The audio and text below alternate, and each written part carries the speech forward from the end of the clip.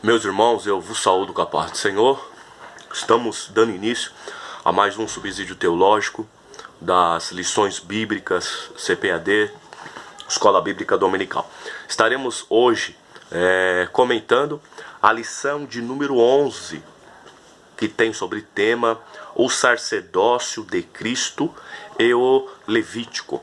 Estamos estudando o segundo trimestre de 2019 e essa lição, permitindo o Senhor, acontecerá no dia 16 de junho de 2019. Vamos lá. O sacerdócio de Cristo e o Levítico.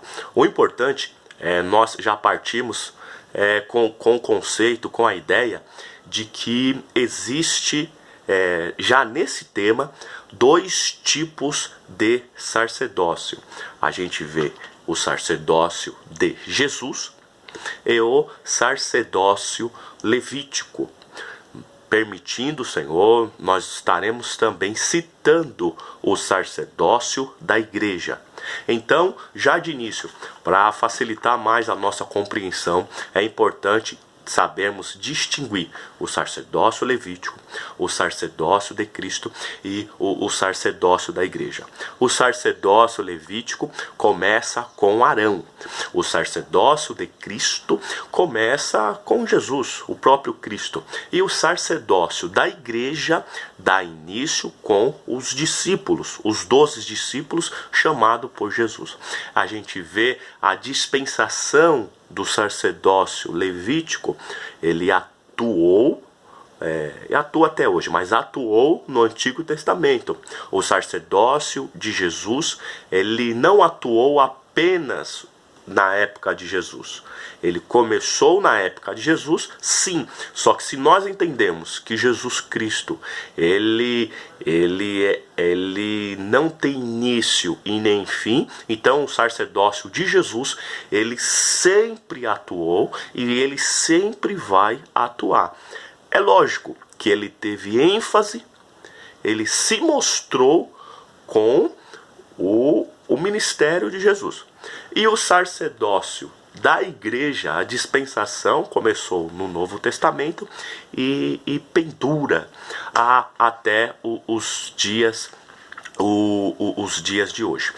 A ordem do sacerdócio levítico foi dado por Moisés. Deus fala com Moisés, Moisés fala com Arão. É óbvio que na consagração também Deus fala direto com Arão. Mas vamos partir do início de que foi Moisés que deu a ordem. No sacerdócio de Jesus, o próprio Deus dá a ordem do sacerdócio de Cristo. O próprio Deus estipula Jesus como aquele que tem o sacerdócio eterno. E o sacerdócio da igreja, quem dá a ordem é Jesus Cristo. Se formos parar para pensar, Jesus ele dá a ordem para a igreja continuar o seu ministério. Muitos e muitos versículos a gente vê Jesus Cristo atuando e passando o bastão, vou dizer assim, para a igreja e dando autoridade para a igreja continuar esse ministério. Então, já de cara, já de início, a gente vê três sacerdócios. E hoje vamos comentar o que? Vamos se prender mais ao sacerdócio levítico. Porque a próxima lição, permitindo o Senhor, nós estaremos falando sobre a nuvem da glória e fazendo um encerramento na lição de número 13 sobre o sacerdócio de Cristo. Então, para não ficar muitas coisas repetidas, a gente vai falar hoje no Levítico e na lição de número 13, permitindo o Senhor, nós daremos ênfase ao sacerdócio de Jesus Cristo. Vamos lá. Tópico de número 1, o comentarista fala sobre a escolha dos sacerdotes. Aqui a gente já vê a tribo de Levi sendo privilegiada, sendo escolhida por Deus para esse ofício. A gente vê Arão, os filhos de Arão e os filhos dos filhos de Arão exercendo o sacerdócio, e a tribo de Levi como os levitas que faziam a manutenção do templo. O que eu gostaria de frisar é quando foi essa escolha, quando começou essa escolha. Porque se nós formos entender, Deus ele age com a sua soberania, com a sua graça de saber o futuro. A gente vê Deus chamando Moisés para ir ao Monte Sinai. E no Monte Sinai a gente já vê Deus instituindo para Moisés que a tribo de Arão, que a tribo de Levi seria o sacerdócio. Porém ninguém sabia de nada. Aqueles que estavam lá embaixo não sabiam essa questão de sacerdócios, que teria uma tribo específica para isso. E o que a gente vê é que antes do Monte Sinai, a gente já vê Deus tendo os seus filhos ofertando sacrifício para ele. A gente vê o caso dos 70 anciãos, que eram um grupo diferenciado entre o povo de Israel. Aos 70 anciões, homens de cada tribo específico para representar a sua tribo perante Deus, perante Moisés. E esses 70 anciãos, nós não podemos confundir eles com os sacerdotes. Eles faziam o papel deles como sacerdotes, só que eles não eram os sacerdotes propriamente dito.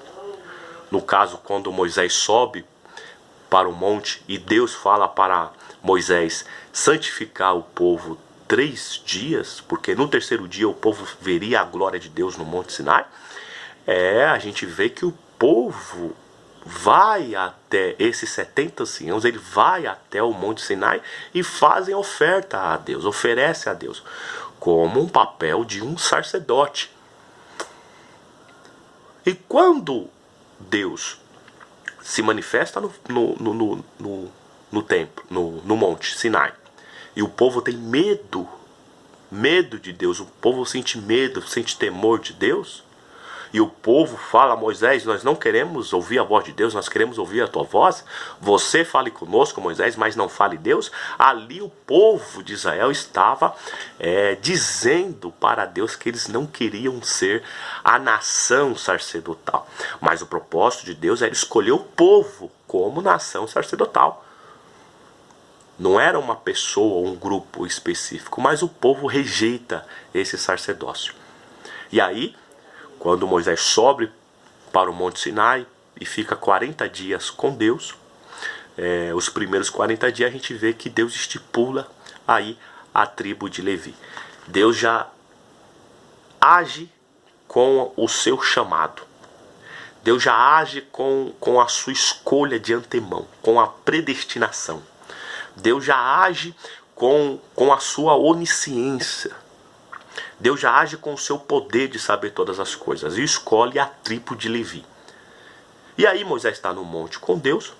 Os irmãos sabem da história. Entra o episódio do bezerro de ouro, Êxodo capítulo 33. E no episódio do bezerro de ouro, quando o povo se rebela e Moisés desce do monte, vê o povo com a idolatria, com o bezerro de ouro, Moisés se ira, quebra as tábuas, e Moisés fala uma coisa. Ele diz: quem é do Senhor que venha a mim? Nisso se confirma o poder de Deus, e toda a tribo de Levi vai até Moisés, como uma confirmação da onisciência de Deus. Deus já tinha predito que o povo seria a sua nação, e com o dispor do povo, firmaliza, com o id do povo, só aprova o chamado de Deus e dá à tona de que Deus acertou, de que Deus sabe todas as coisas. E aí os irmãos sabem da história, do episódio. Eu só estou fazendo um resumão aqui. Aí a matança dos idólatras, e a partir deste momento Como um ato público, a tribo de Levi passa a pertencer ao Senhor. E aí, como Moisés desceu a primeira vez, subiu a segunda vez, quando ele desce pela segunda vez, ele estipula a tribo de Levi como a tribo sacerdotal, como a tribo que iria cuidar das coisas do Senhor. Aqui a gente já vê que Deus, ele sabe de todas as coisas. Aí entra a parte de chamado, vocacionado. Qual a diferença de chamado e de vocacionado? A tribo de Levi, ela era chamada ou era vocacionada? Eles foram chamados. O vocacionado é quando a pessoa já nasce para isso. Entra a diferença de dons e talento. Dom dado por Deus, a pessoa nasce com isso. Entra mais na parte do vocacionado. E o talento entra na parte do chamado. Não sei se eu troquei aí. É isso mesmo. Por quê? Porque o talento é algo que você tem, mas você precisa aprimorar.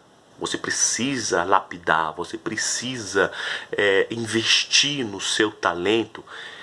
E cada vez que você vai investindo, você acaba sendo uma pessoa mais talentosa ainda. O dom, você nasce com isso e você faz isso. Independente se você estudou ou não, você executa. E a tribo de Levi, ela foi chamada por Deus. Indo mais adiante, a gente vê que a tribo de Levi, ela abandona esse privilégio de ser um grupo sacerdotal. Eles não se mantêm, eles não dão valor.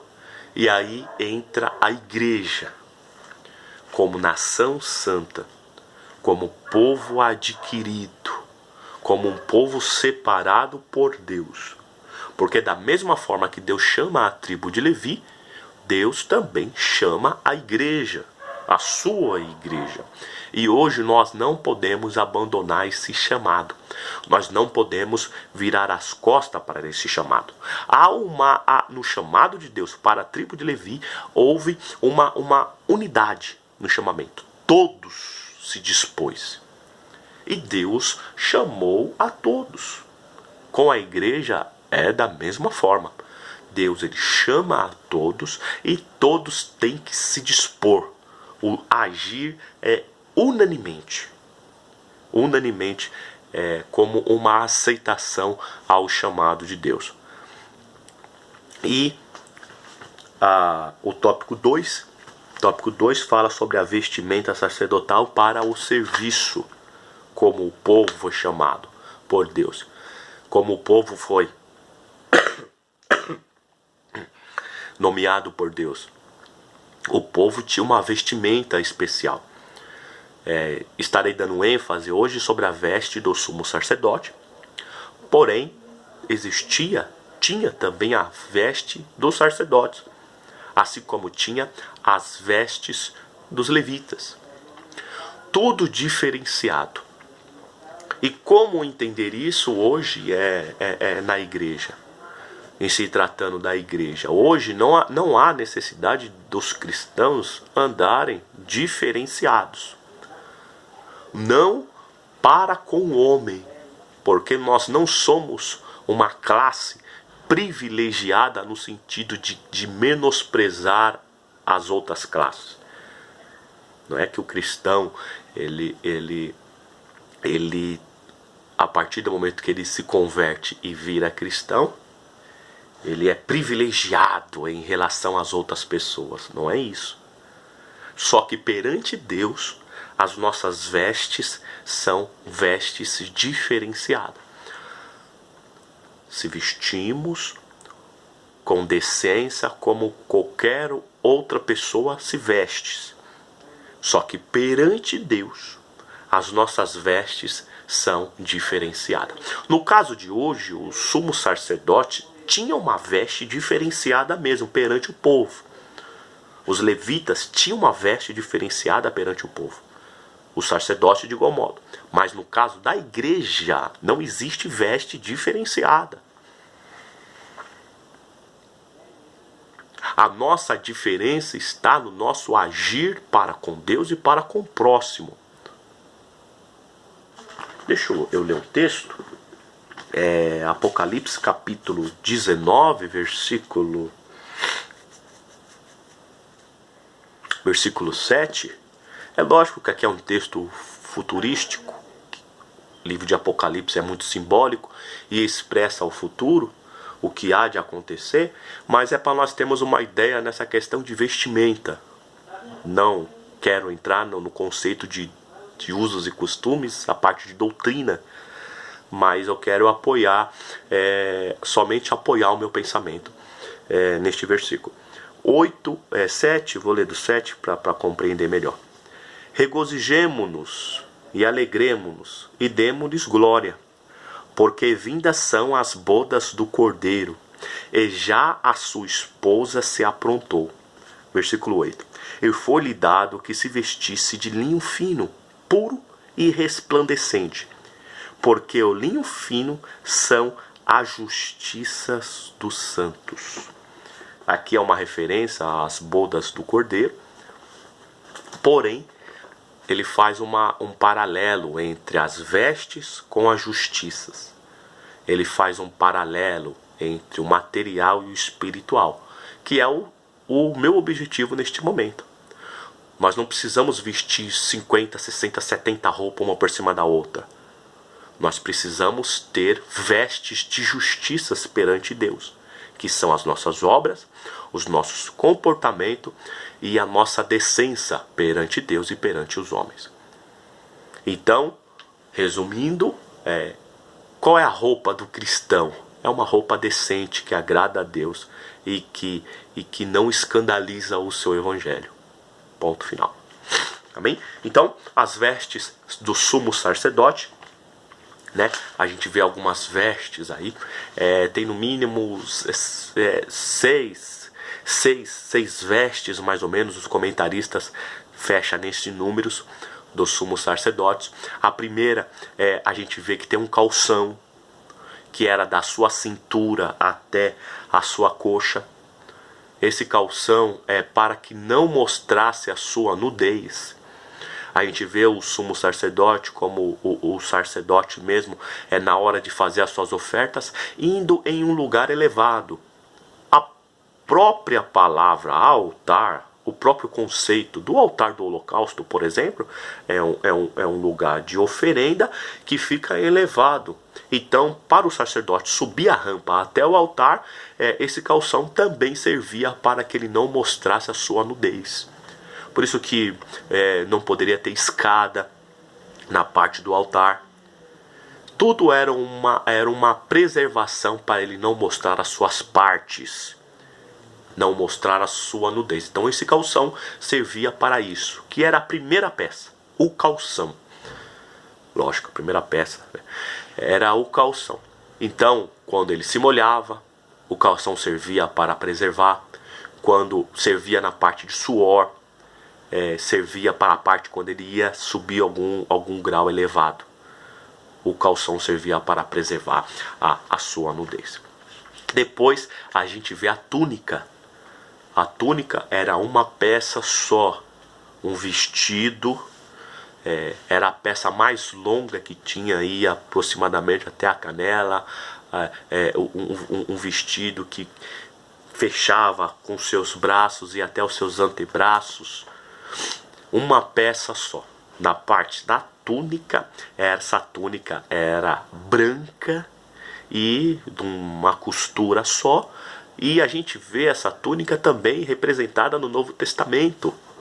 Quando Jesus ele foi despido para ir até a cruz, os soldados rasgaram as suas vestes e quando chegou na sua túnica, não rasgaram, porque era uma túnica com um tecido só. João capítulo 19, versículo 23. E tiraram sorte e a túnica ficou com um soldado. A túnica, a parte mais longa que vinha após o calção. Depois da túnica vinha o manto do éfode. Não é o éfode, é o manto do éfode. É o sobrepeles. ou então sobrepeles. Era já como se fosse um colete que vinha por cima da túnica. Era azul, nas suas bordas tinha franjas, tinha sinos para fazer barulho. O famoso, tinham as bordas de maçãs, né? Era o famoso conceito de que o sacerdote, quando ele entrava no lugar santíssimo, ele entrava fazendo barulhos. Os sinos estavam presos nesse manto do éfode. Então ele andava, fazia barulho, e aí demonstrava que ele estava vivo. No caso de Zacarias, quando ele entra no seu turno e faz a sua oferta no seu turno, e aparece o anjo Gabriel, Lucas capítulo 1 primeiro, a gente vê que ele fica parado, estagnado. E as pessoas pensam, será que ele morreu ou não morreu? E aí deduziram que ele estava tendo uma visão, porque ele estava demorando muito. Mas há um conceito de que as pessoas entravam, que o sumo sacerdote entrava com uma corda. Quando ele parava de fazer barulho, quer dizer que ele morreu. Morreu lá no lugar, e as pessoas puxavam ele com a corda. É o manto do éfode. Depois do manto do éfode vinha o éfode. É um outro colete, mais curto do que o manto do éfode ou sobrepeles. Era bordado com as 4 cores padrão: azul, púrpura, carmesim e branco. Tinha as suas ombreiras. Ela tinha 2 ombreiras, né? Uma de cada lado. Tinha uma pedra chamada ônix. Essas pedras, no lado esquerdo tinham 6 nomes das tribos, lado direito mais 6 nomes das tribos. E o objetivo dessa pedra ônix era para recordação do povo. A gente vê em Juízes capítulo 8, versículo 27, Gideão fazendo um éfode e colocando na cidade. É lógico, fez um éfode, o que o povo fez? Adorou o éfode, serviu de adoração, e Deus repreendeu o povo. Mica, também capítulo 17, ela faz um éfode com o intuito de adoração também, para que o povo venha idolatrar o éfode. Em cima do éfode vinha um peitoral, era quadrado com as 12 pedras do povo de Israel. As 12 pedras simbolizavam as 12 tribos, era de ouro. Depois vinha um cinto que ligava, fazia a amarração de todas essas peças. O cinto também era bordado com as quatro cores, unia as peças. Mais ou menos, tem o mesmo conceito da armadura de Deus em Éfeso capítulo 6, que tinha um cinto da verdade. Esse cinto da vestimenta sacerdotal fazia o papel de unir todas as vestimentas. Depois tinha o Urim e o Tumim, que é a famosa luzes e perfeição. Há uma grande discussão para saber aonde ficava esse Urim e o Tumim, que era a parte de adivinhação. Alguns dizem que ficava no bolso do éfode, outros dizem que ficava ao lado do peitoral. Eram 2 pedras e significava luzes e perfeição. Era onde o povo tirava a sorte. E Deus respondia a essa sorte. Então o conceito de lançar sorte é um conceito bíblico. Porém, é uma das formas de Deus direcionar o povo. Era a sorte. O sacerdote usava o Urim e o Tumim. O interessante é que no caso de Saul, quando ele estava todo errado, 1 Samuel capítulo 26, estava tudo errado, o que ele fez? Ele pegou o Urim e o Tumim e lançou sorte para que Deus respondesse ele. E Deus não respondeu Saul pelo Urim e Tumim. Porque isso não é via de regra, não é para fazer regra. Era um meio de Deus falar com o povo, desde que o povo estivesse na obediência com Deus. Então a sorte hoje não é também uma via de regra. Não é ficar tirando sorte, lançando sorte. Apesar de que nós vermos algumas histórias de tirar sorte na Bíblia Sagrada, porém foi com o direcionamento do Espírito Santo. Foi no caso da eleição de Matias, quando Judas morreu, eles quiseram colocar um 12º discípulo e lançaram sorte, e a sorte caiu sobre Matias.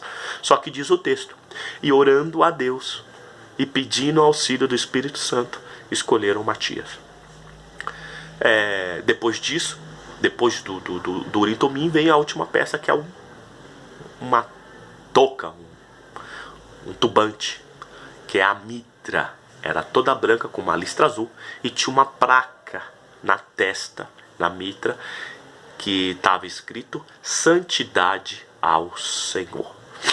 Todos olhavam e viam. Enfim, essa é o resumo das vestes sacerdotal, do sumo sacerdote. O sacerdote, ele tinha a túnica, tinha um calção, tinha a túnica, tinha um cinto e tinha um turbante.